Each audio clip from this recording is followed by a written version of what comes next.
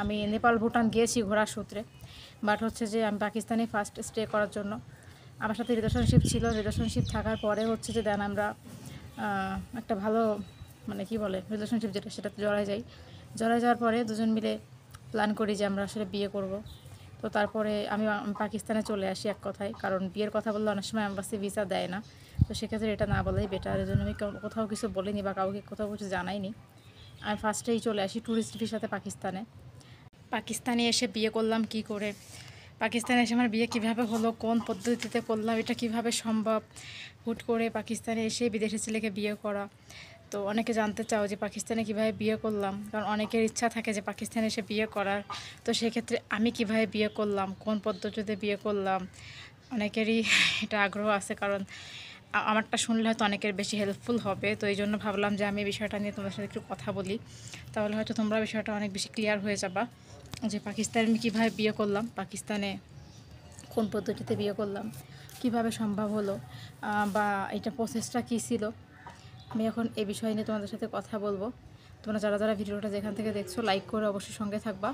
এরকম নতুন ইম্পর্টেন্ট অনেক ভিডিও তোমাদের সামনে আসবে পাকিস্তান বিষয়ে, কারণ যেহেতু পাকিস্তানে থাকি আমি, তো পাকিস্তানের বিভিন্ন ইনফরমেশন তোমাদেরকে দেওয়ার চেষ্টা করি। তো আজকে এখন সেই বিষয় নিয়ে কথা বলবো। চলো বন্ধুরা ভিডিওটা স্টার্ট করি। অ্যাকচুয়ালি পাকিস্তানে আমার আসলে প্রথম থেকে আমার রিলেশন ছিল, আমার ভালোবাসার সম্পর্ক ছিল। আর অনেকে বলে যে পাকিস্তানে আসলেই নাকি মানে বাহিরের দেশ হয়ে আসে মানুষ, মানে দুবাই টুবাই যারা ওয়ার্কার সেখান থেকে আসে, বিষয়টা এমন না। আমি ডিরেক্ট বাংলাদেশ থেকে আসছি, আর অন্য কোনো কান্ট্রিতে যাইনি। আমি নেপাল ভুটান গিয়েছি ঘোরার সূত্রে, বাট হচ্ছে যে আমি পাকিস্তানে ফার্স্ট স্টে করার জন্য আমার সাথে রিলেশনশিপ ছিল। রিলেশনশিপ থাকার পরে হচ্ছে যে দেন আমরা একটা ভালো মানে কি বলে রিলেশনশিপ যেটা সেটাতে জড়ায় যাই। জড়ায় যাওয়ার পরে দুজন মিলে প্ল্যান করি যে আমরা আসলে বিয়ে করব।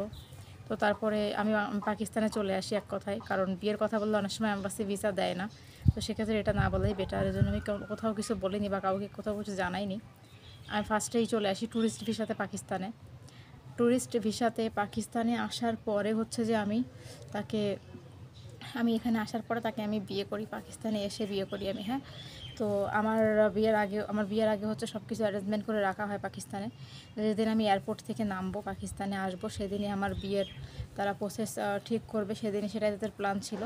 তো সেরকমটাই হয়েছে। যখন আমি এয়ারপোর্ট থেকে নামলাম, পাকিস্তানের ভিসা নিয়ে আসলাম, ভিসা নিয়ে ট্যুরিস্ট ভিসা নিয়ে এসে আমি এয়ারপোর্টে নামার পরে হচ্ছে যে তারা আমার ফ্যামিলির লোকজন, শ্বশুরবাড়ির লোকজন, তারা সবাই ছিল।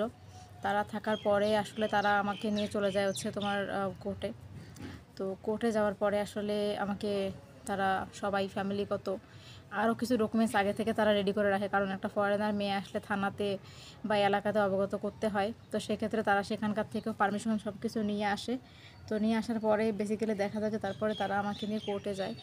তো কোর্টে যাওয়ার পরে আমরা আসলে কোর্ট থেকে আমাদের বিয়েটা সম্পূর্ণ করি একদম। আমাদের ওখানে যে কোর্ট ছিল সেই কোর্ট থেকে আমরা বিয়েটা সম্পূর্ণ করি। বিয়ে সম্পূর্ণ করার পরে হচ্ছে যে দেন আমি পাকিস্তানে বাড়িতে আসি।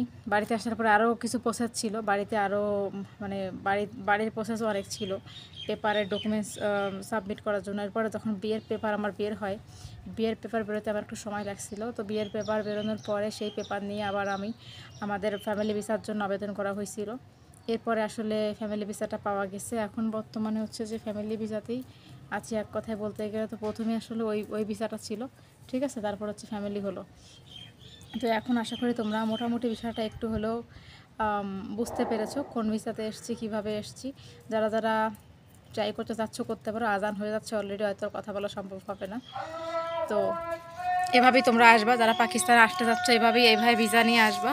আর ট্যুরিস্ট ভিসা নিয়ে আসলে বেশি ভালো হয়। ট্যুরিস্টে আসার পরে আসলে তোমরা ফ্যামিলি ভিসার জন্য অ্যাপ্লাই করতে পারো, কারণ হুট করেই ফ্যামিলি ভিসার অ্যাপ্লাই করলে হয়তো নাও হতে পারে।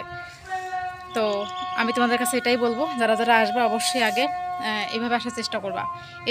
এসেও বিয়ে করা যায়, এবার বিয়ে করার পরে তো ডকুমেন্ট সাবমিট করতে হবে, ফ্যামিলি ভিসা নিতে। ভিসা ছাড়া কেউ থাকবে না পাকিস্তানে, সমস্যা হয়, ভিসা ছাড়া কেউ থাকতে পারে না, ঠিক আছে। তো যেভাবেই আসুক, যে পদ্ধতিতে আসুক, অবশ্যই সঠিক ভিসা নিয়ে সঠিকভাবে আসার চেষ্টা করবেন। কখনোই উল্টোপাল্টা পন্থা অবলম্বন করবেন না, এটা আসলে খারাপ দিক হয়ে যাবে, ঠিক আছে। ভিসা সবার জন্য জরুরি, ভিসা ছাড়া এখন পৃথিবীর কোনো দেশে থাকা যায় না, ঠিক আছে। যারা যারা বলে ভিসা ছাড়া থাকা যায়, এটা মিথ্যা কথা। ভিসা ছাড়া পৃথিবীর কোনো দেশে থাকা যায় না, অবশ্যই আপনাকে অ্যারেস্ট হতে হবে। ভিসা ছাড়া কেউ কোথাও থাকতে পারে না। তো মোটামুটি পাকিস্তান বাংলাদেশে বিয়ের প্রসেসটা আমার এরকম ছিল। অনেকেই এটা করে যে বাইরের দেশে যদি রিলেশন থাকে তারা কিন্তু গিয়ে বিয়ে করে থাকা যায়, কিন্তু সেভাবে শেখা যায় যে ভিসার প্রসেসগুলো অনেক লম্বা থাকে, সেগুলো আসলে সবাই সঠিকভাবে পালন করতে পারে না, কিন্তু সবার পালন করা দরকার। কারণ ভিসার প্রসেস সঠিকভাবে না থাকলে আপনারা অনেক ঝামেলায় পড়তে পারেন। যেভাবেই আপনি আসার পরে আপনি যে বিয়ে করবেন, বিয়ে করার পরে আপনার ডকুমেন্টসগুলো অবশ্যই এম্বাসি বরাবর, কোর্ট বরাবর সাবমিট করিয়ে আপনাকে নেক্সট ভিসার জন্য আবেদন করিয়ে নিতে হবে। তো এই হচ্ছে আমার ব্যাপার, আমি কিভাবে পাকিস্তানে বিয়ে করলাম বলে দিলাম। দেখা হবে নতুন কোনো ভিডিওতে। আজকের মতো বাই বাই।